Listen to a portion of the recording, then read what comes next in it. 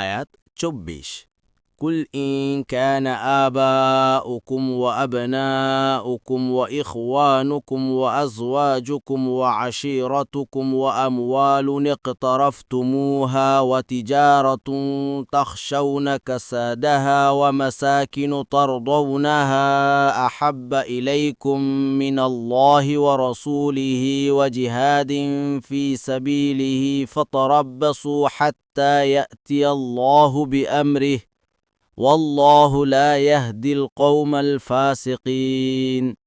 অনুবাদ: বলুন, তোমাদের নিকট যদি আল্লাহ, তার রসূল এবং তার অর্থাৎ আল্লাহর পথে জিহাদ করা চেয়ে বেশি প্রিয় হয়, তোমাদের পিতৃবর্গ, তোমাদের সন্তানেরা, তোমাদের ভ্রাতাগণ, তোমাদের স্ত্রীগণ, তোমাদের আপন গোষ্ঠী, তোমাদের অর্জিত সম্পদ, তোমাদের ব্যবসা বাণিজ্য যার মন্দা পড়ার আশঙ্কা করো, এবং তোমাদের বাসস্থান যা তোমরা ভালোবাসো, তবে অপেক্ষা করো আল্লাহ তার নির্দেশ নিয়ে আসা পর্যন্ত, আর আল্লাহ ফাসিক সম্প্রদায়কে হেদায়েত দেন না। তাফসির ১ নং ফুটনোট: এখানে সরাসরি সম্বোধন রয়েছে তাদের প্রতি যারা হিজরত ফরজ হওয়াকালে পার্থিব সম্পর্কের মোহে হিজরত করেনি। তবে আয়াতটির সংশ্লিষ্ট শব্দের ব্যাপক অর্থে সকল মুসলিমের প্রতি এ আদেশ রয়েছে যে আল্লাহ ও তার রসুলের ভালোবাসাকে এমন উন্নত স্তরে রাখা ওয়াজিব যে স্তর অন্য কারো ভালোবাসা অতিক্রম করবে না। এ ব্যাপারে আনাস রাদিয়াল্লাহু আনহু থেকে বর্ণিত হাদিসে আছে, রসুলুল্লাহ সাল্লাল্লাহু আলাইহি ওয়াসাল্লাম বলেছেন, যদি তোমরা ইনা পদ্ধতিতে বেচাকিনা করো, গাভীর লেজ ধরে থাকো, ক্ষেতখামার নিয়েই সন্তুষ্ট থাকো, আর জেহাদ ছেড়ে দাও, তবে আল্লাহ তোমাদের উপর এমন অপমান চাপিয়ে দিবেন যে যতক্ষণ তোমরা তোমাদের দিনের দিকে ফিরে না আসবে ততক্ষণ সে অপমান তোমাদের থেকে তিনি সরাবেন না। আবু দাউদ ৩৪৬২। ২ নং ফুটনোট: এখানে সরাসরি সম্বোধন রয়েছে তাদের প্রতি যারা হিজরত ফরজ হওয়াকালে পার্থিব সম্পর্কের মোহে হিজরত করেনি। তবে এ আয়াতটির সংশ্লিষ্ট শব্দের ব্যাপক অর্থে সকল মুসলিমের প্রতি এ আদেশ রয়েছে যে আল্লাহ ও তার রসুলের ভালোবাসাকে এমন উন্নত স্তরে রাখা ওয়াজিব যে স্তর অন্য কারো ভালোবাসা অতিক্রম করবে না। এ ব্যাপারে আনাস রাদিয়াল্লাহু আনহু থেকে বর্ণিত হাদিসে আছে, রসুলুল্লাহ সাল্লাল্লাহু আলাইহি ওয়াসাল্লাম বলেছেন, কোনো ব্যক্তি ততক্ষণ মুমিন হতে পারে না যতক্ষণ না আমি তার কাছে তার পিতামাতা, সন্তান সন্ততি এবং অন্যান্য সকল লোক থেকে অধিক প্রিয় হই। বুখারী ১৪, মুসলিম ৪৪।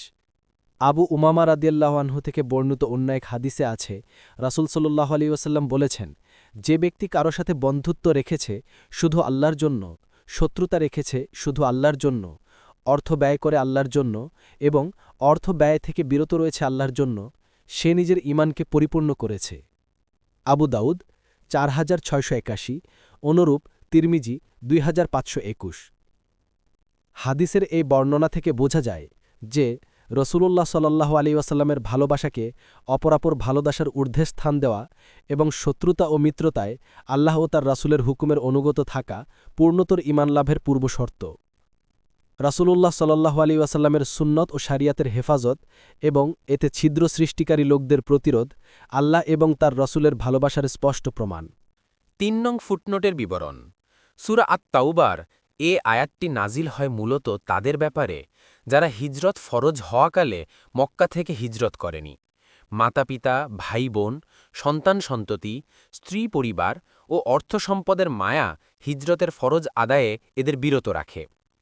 এদের সম্পর্কে আল্লাহ তাআলা রাসূলুল্লাহ সাল্লাল্লাহু আলাইহি ওয়াসাল্লামকে নির্দেশ দেন যে আপনি তাদেরকে বলে দিন, যদি তোমাদের নিকট তোমাদের পিতা, তোমাদের সন্তান, তোমাদের ভাই, তোমাদের পত্নী, তোমাদের গোত্র, তোমাদের অর্জিত ধন সম্পদ, তোমাদের ব্যবসা যা বন্ধ হয়ে যাওয়ার ভয় করো এবং তোমাদের বাসস্থান যাকে তোমরা পছন্দ করো, আল্লাহ ও তার রাসূল এবং তার রাহে জিহাদ করা থেকে তোমাদের নিকট অধিক প্রিয় হয়, তবে অপেক্ষা করো আল্লাহ বিধান আসা পর্যন্ত।